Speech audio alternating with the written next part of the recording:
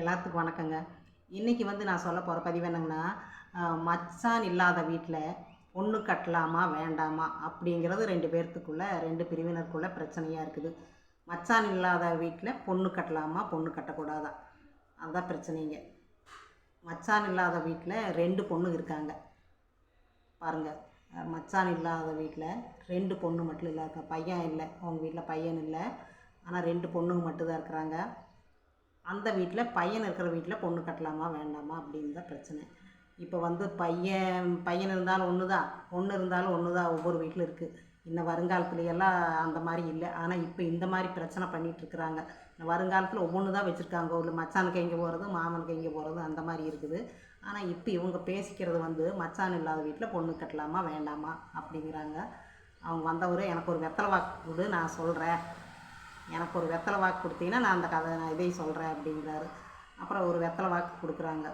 அப்போ மச்சான் இல்லாத வீட்டில் பொண்ணு கட்டலாம். ஆனால் அந்த அக்கா தங்கச்சி 2 பேர்த்துக்குள்ளே பிரச்சனை அதிகமாக வராது. இருந்தாலும் அக்கா தங்கச்சி மாப்பிள்ளை 2 பேர் இருக்காங்கல்ல, அவங்களுக்குள்ள அடிக்கடி சொத்து பிரச்சனை, சொத்து நிறையாவும் இருக்குதாம்மா. ஆனால் 2 பேருக்குள்ளே அடிக்கடி பிரச்சனை வந்துடும் அப்படிங்கிறாங்க. அப்புறம் அது போக அந்த பொம்பளைங்க ஆட்சி தான் நிறையா இருக்குமாமா, பசங்க ஆட்சி இருக்காதாம்மா. பொம்பளைங்க இங்கே வீட்டில் இருக்கிற அவங்க தான் ஆட்சி பண்ணுவாங்க, இவங்க போனால் ஆட்சியெல்லாம் நடக்காது, இவங்க போய் அங்கே அடங்கி உட்காந்துக்க வேண்டியதா அப்படிங்கிறாங்க. இப்படி சொல்லிகிட்டு இருக்கும்போது என்ன சொல்கிறதுன்னு தெரியாமல் நாங்கள் பேசிகிட்டு இருக்கிறோம். இப்போ என்ன சொல்கிறதுன்னா, இப்போ அந்த பொண்ணுங்க நல்லா தான் இருக்காங்க, அந்த மாதிரி அதிகாரம் பண்ணுற பொண்ணாகவும் இல்லை. ஆனால் இவங்க சொல்கிறதும் அந்த பொண்ணுங்க அதிகாரம் பண்ணுவாங்க, நீ நம்ம வீட்டுக்கு வந்தா அப்படிங்கிறாங்க. அப்புறம் அந்த மாப்பிள்ளையோட அம்மா இருந்துட்டு என்ன சொல்கிறாங்க, சரி பரவாயில்ல, சொத்து வருதல் நம்மளுக்கு கட்டிங்களா அப்படிங்கிறாங்க. சொத்து வருதல், 2 பிள்ளைங்க சொத்து எங்கே போயிடுது அப்படிங்கிறாங்க. ஆனால் மாப்பிள்ளை வீடு இப்படி ஐடியா பண்ணுறாங்க, பொண்ணு வீட்டில் எப்படி இருந்தாங்க, மாப்பிள்ளை 2 மாப்பிள்ளையும் நம்ம வீட்டுக்கே வராங்க, நம்ம வீட்டுக்கு 2 பசங்காச்சு, நம்மளுக்கு வேலைக்கு மாளுக்கு எல்லாத்துக்கும் ஆளாச்சு, அவங்க ஐடியா பண்ணுறாங்க. இது இப்படி 2 பேருமே ஒவ்வொருத்துக்குள்ளே ஐடியா பண்ணா, மாப்பிள்ளை வீட்டில் இப்படி ஐடியா பண்ணுறாங்க, பொண்ணு வீட்டில் இப்படி ஐடியா பண்ணுறாங்க. அதனால் எப்படி நடக்குன்னு தெரியல. அதனால் இப்போ ஆலோசனை கேட்டு உட்காந்துருக்காங்க எங்கள் வீட்டில்.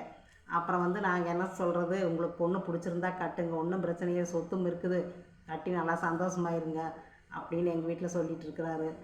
அப்புறம் அப்படி இருந்தாலும் ஜாதகமெல்லாம் பார்த்தா அது ஒத்து வருமா வராதா அப்படின்னு ஒரே பிரச்சனை. காலையிலேருந்து இன்றைக்கி சண்டே அதுதான் பிரச்சனையாக போயிட்டுருக்குதுங்க. என்ன பண்ணுறதுன்னு தெரியல.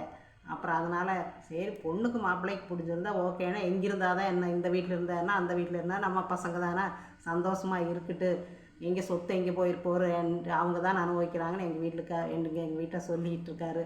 எப்படி இருந்தாலும் நம்ம சொத்து பையனும் பிள்ளையும் 2 பேரும் தான் அனுபவிக்க போகிறாங்க. 2 பொண்ணுங்களும் இருந்தால் என்ன, பசங்க இல்லைன்னா என்ன, நீங்கள் உங்கள் பசங்க அவங்க வீட்டில் போயிட்டு அவங்க பொண்ணுங்க இவங்க வீட்டில் வந்ததுன்னா எப்படியோ நல்லா இருந்துட்டு போகிறாங்க, எங்கே போகுது, அப்புறம் என்ன பண்ணுறது, பிடிச்சிருந்தா கட்டிட்டு போக வேண்டியதா அப்படிங்கிறாங்க. இதுதாங்க பிரச்சனை. வணக்கம், நன்றி.